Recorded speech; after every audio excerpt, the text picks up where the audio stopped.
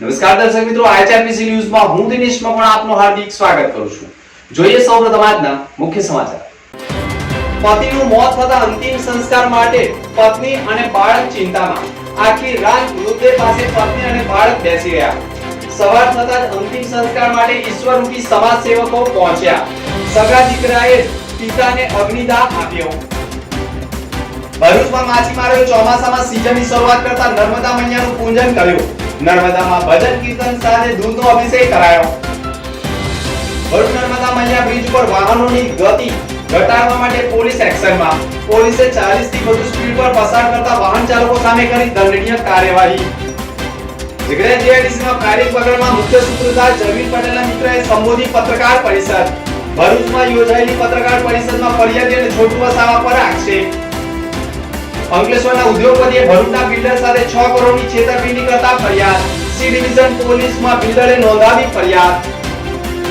નર્મદા મૈયા bridge છાપડા પાટા નજીક ભૂતમામાના મંદિર પાસે અકસ્માત સર્જાતા વધુ એક વ્યક્તિનું મોત થયું હતું। ભરૂચ જિલ્લાના અંકલેશ્વર તરફના દક્ષિણ છેડા ઉપર છાપડા પાટિયા નજીકના ભૂતમામાની ડેરીથી નર્મદા મૈયા બ્રિજ સુધી છેલ્લા 20 દિવસમાં અસંખ્ય અકસ્માતો થયા છે। અકસ્માતમાં અંકુશ મેળવવા માટે ભરૂચ જિલ્લા વહીવટી તંત્ર અને પોલીસ વિભાગ દ્વારા સ્થળ નિરીક્ષણ કરી અકસ્માતો પર અંકુશ કેવી રીતે મેળવી શકાય તેવા પ્રયાસો શરૂ કર્યા છે। અને જિલ્લા વહીવટી તંત્ર દ્વારા વાહનોની ગતિ 40 ની લિમિટ નક્કી કરવામાં આવી છે, પરંતુ વાહનોની ગતિ ધીમી હોવા છતાં બ્રેક મારતા જ અકસ્માતો સર્જાતા હોવાની બૂમો ઉઠી છે અને સમગ્ર માર્ગ લપસણો થવાના કારણે અકસ્માત સર્જાતા હોવાનું પણ માનવામાં આવી રહ્યું છે।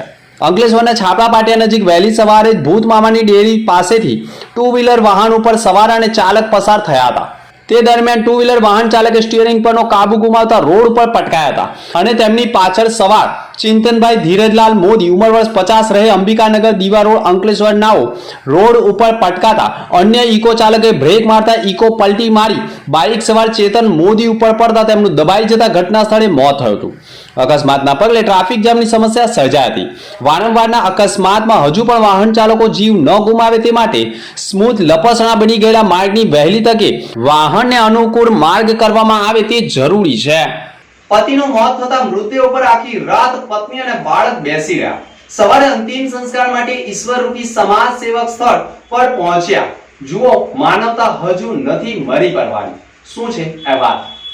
કહેવાય છે ને કે મૃત્યુ બાદ પણ અંતિમ સંસ્કાર માટે જજુમવું પડે તે ગંભીર બાબત કહેવાય, પરંતુ ઘર વિહોણા લોકોની ઘણીવાર હાલત કફોડી બની જતી હોય છે અને પોતાના સગા સંબંધીના જ્યારે મોત થતા હોય ત્યારે તેના અંતિમ સંસ્કાર કરવા માટે પણ ગજામાં પૈસાનો અભાવ હોય છે, ચિંતા અને મૂંઝવણ અનુભવતા હોય છે। બસ આવો જ એક કિસ્સો ભરૂચ જિલ્લાના વાલિયા ચોકડી નજીક બ્રિજની નીચે રહેતા ઘર વિહોણા પરિવારની ઘટના સામે આવી છે, જેમાં ઘર વિહોણા પરિવારનો મોભી કે જેણે કમળા જેવી બીમારી થઈ હતી અને તેને સારવાર માટે બરોડાની એક હોસ્પિટલમાં ખસેડવામાં આવ્યો હતો, જ્યાં તેનું મોત થયું હતું અને તેના મૃતદેહને લઈ મૃતકની પત્ની અને દીકરો ભરૂચ વાલિયા ચોકડી નજીક લાવ્યા હતા, જ્યાં તેમનું નિવાસસ્થાન હતું।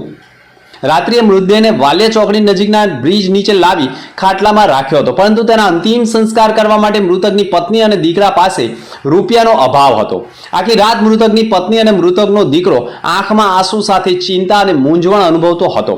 ખાટલામાં મૃતક વ્યક્તિ હોય અને તેનો અંતિમ સંસ્કારનો પ્રશ્ન ગંભીર હોય, નજીકથી પસાર થતા વાહન ચાલકો અને ટ્રાફિક પોલીસના જવાનોએ અંકલેશ્વરના રજનીશસિંહનો સંપર્ક કર્યો હતો અને આખી રાત મૃતદેહ સાથે રહેલા મૃતકની પત્ની અને દીકરાની વેદના જણાવતા જ તેમની ટીમ ઘટના સ્થળે પહોંચી ગઈ હતી।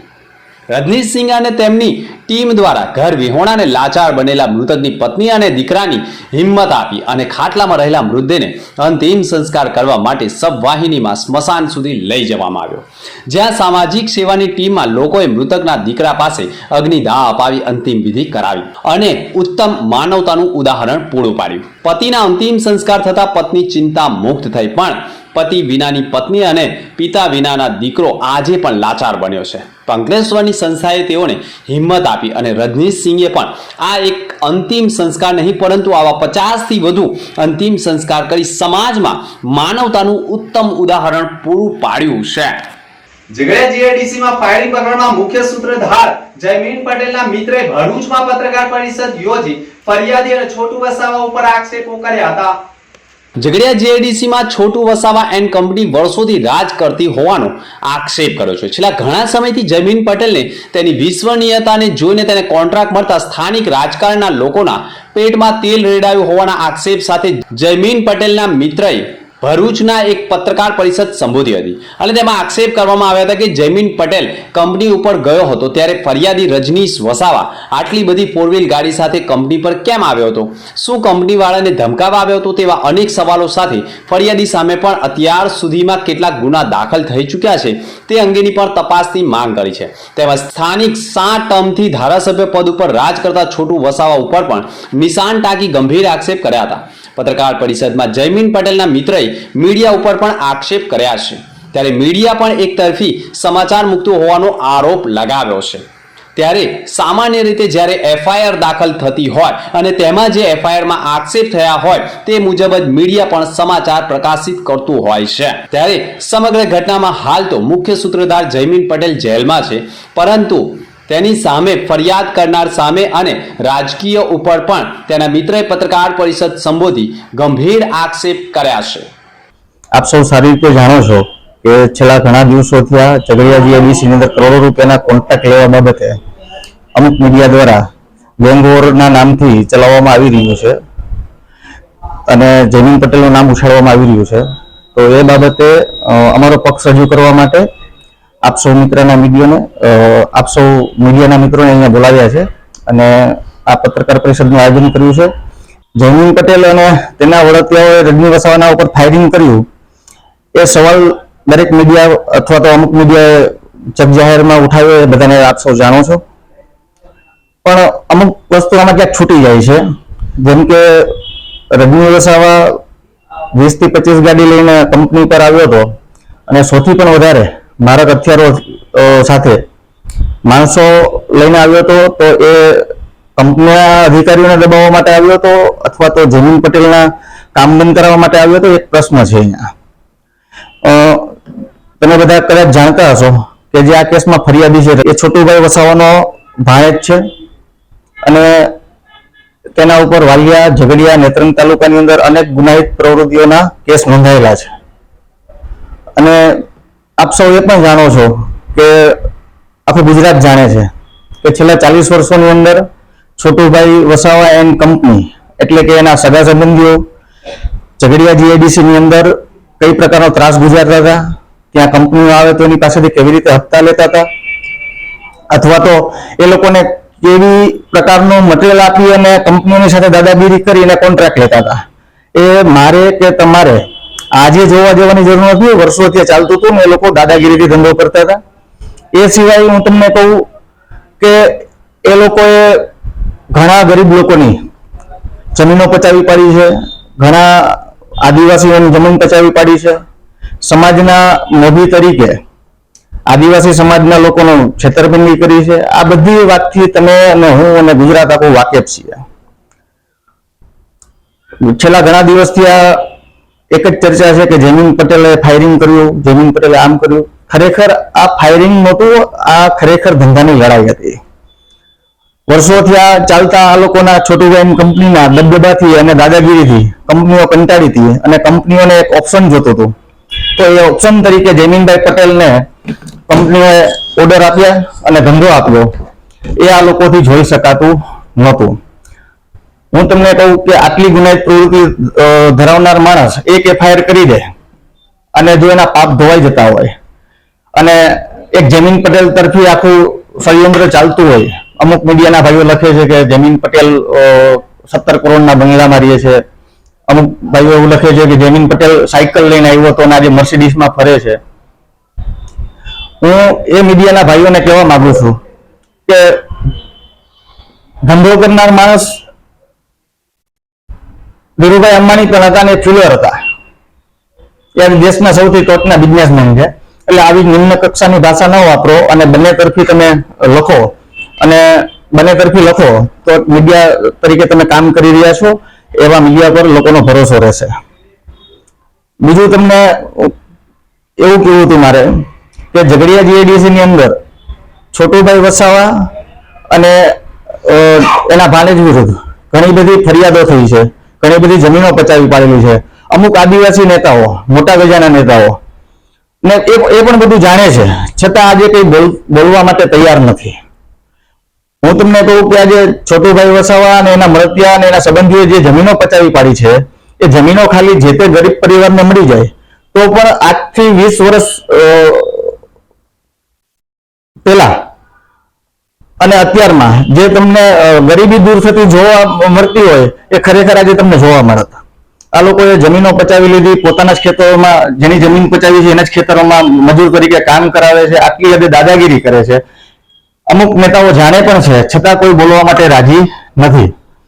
બીજું તમને એવું કહું છું કે સરકાર પણ એ તપાસ નથી કરાવતી કે છોટુભાઈ વસાવા પાસે કેટલી જમીનો છે, એની ઇન્કમ શું છે, એની પાસે કયા કયા રાજ્યોમાં જમીનો છે, એના દીકરાઓ પાસે કયા કયા રાજ્યોમાં મિલકતો છે, એના દીકરાઓ પાસે ગુજરાતની અંદર કયા કયા શહેરોની અંદર મોટા મોટા વૈભવી બંગલાઓ છે, એના દીકરાઓ પાસે કેટલી કરોડો રૂપિયાના ખર્ચે આવતી હોય એવી ગાડીઓ કેટલી છે, એ તપાસ આજ સુધી કોઈ સરકારે નથી કરાવી, કોઈ મીડિયાએ નથી કરાવી, અથવા તો જે મીડિયા જમીનભાઈ વિશે છાપે છે એ લોકોએ નથી કરાવી. તો મારી આપ સૌને નમ્ર વિનંતી છે કે આ બાજુ તમે થોડા પ્રયાસ કરો.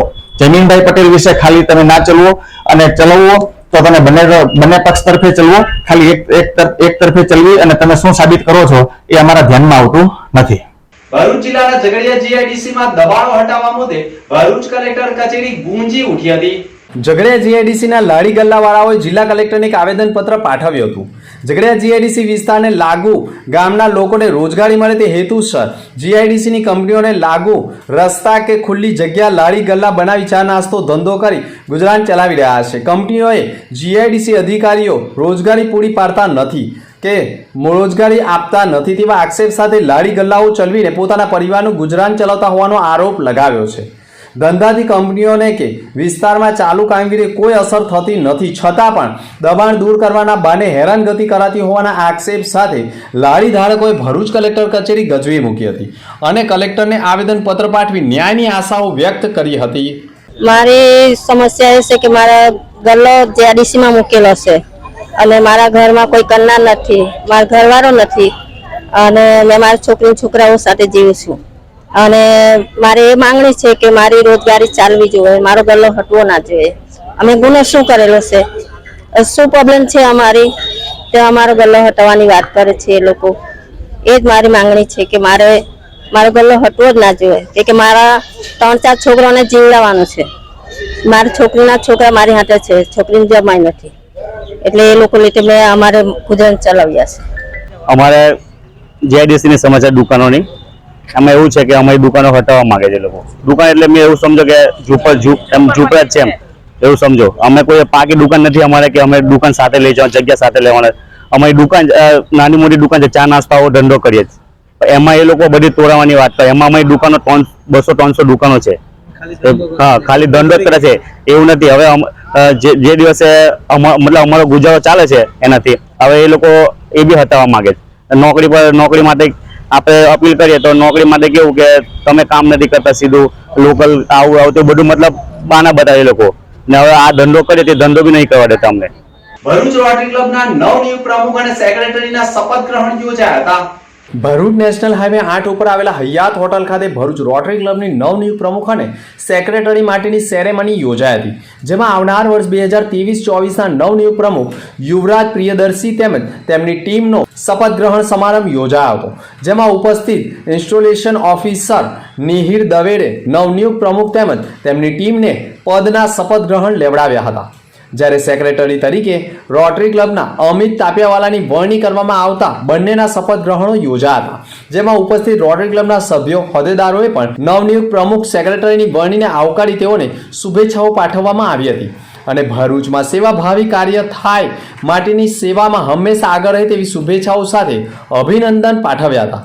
શપથ લેતા પ્રમુખ અને સેક્રેટરી પણ રોટરી ક્લબની જવાબદારી પોતાના શીરે લઈ આવનારા સમયમાં ભરૂચવાસીઓને પડતી તકલીફો અંગે નવનિયુક્ત પ્રમુખ યુવરાજ પ્રિયદર્શીએ વર્ષ દરમિયાન સર્વાઇકલ કેન્સરનું રસીકરણ, વ્યસન મુક્તિ તથા માનસિક સ્વાસ્થ્ય જેવા અનેક સમાજ સમર્પિત કાર્યોની જાહેરાત કરી હતી. રોટરી ક્લબના પૂર્વ ગવર્નર પરાગ શેઠ દ્વારા પણ દહેજમાં શાળાના નવનિર્માણની પણ જાહેરાત કરવામાં આવી હતી. રોટરી ક્લબના નવનિયુક્ત પ્રમુખ અને સેક્રેટરીના શપથ ગ્રહણમાં ભરૂચના ધારાસભ્ય રમેશ મિસ્ત્રી, BAPS સ્વામિનારાયણ મંદિરના અનિર્દેશ દાસ, RAC એના ધાંધલ, પૂર્વ પ્રમુખ ધ્રુવરાજ, પૂર્વ સેક્રેટરી મૌનેશ પટેલ સહિત આમંત્રિત મહેમાનો અને રોટરી ક્લબ નર્મદા નગરીના સભ્યો ઉપસ્થિત રહ્યા હતા. ભરૂચના ઉદ્યોગપતિએ ભરૂચના બિલ્ડર સાથે 6 કરોડની છેતરપિંડી કરતા ભરૂચ સી ડિવિઝન પોલીસ મથકમાં ફરિયાદ દાખલ થઈ છે.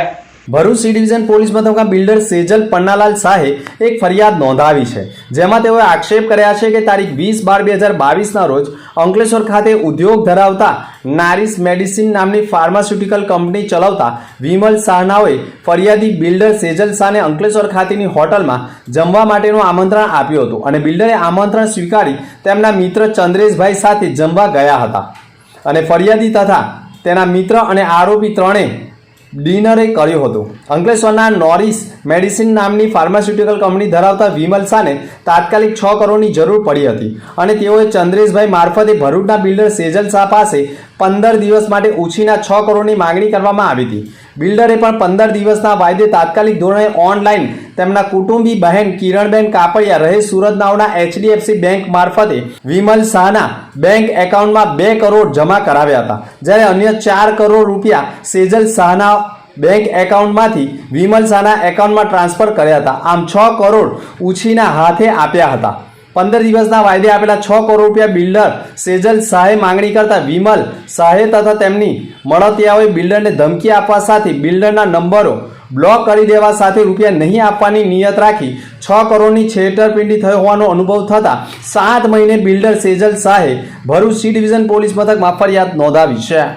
ભરૂચ નર્મદા મૈયા બ્રિજ ઉપર વાહનોની 40 થી વધુની સ્પીડ આવતા વાહન ચાલકો સામે દંડનીય કાર્યવાહી કરવામાં આવી હતી.